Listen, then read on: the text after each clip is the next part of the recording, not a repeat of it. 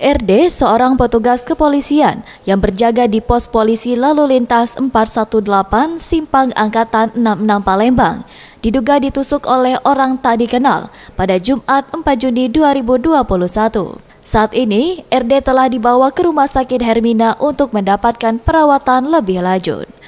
Berdasarkan keterangan salah satu warga setempat, peristiwa tersebut terjadi sekitar pukul 14.30 waktu Indonesia bagian Barat.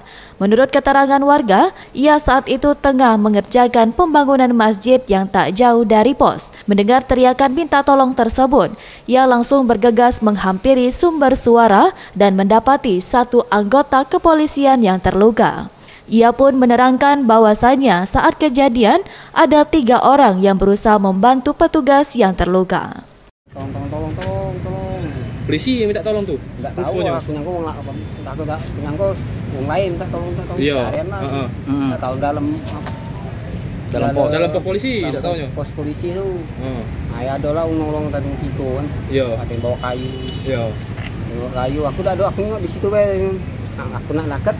Tak mungkin kita tak bawa apa-apa kan. Misalnya tak visum. Iya. Gawe gitu dah. Tapi di dalam Pak ya, di dalam pos teriakan itu. Saat ini, tersangka pelaku telah diamankan anggota kepolisian untuk diselidiki motif pelaku. Tim Liputan, Sriwijaya TV.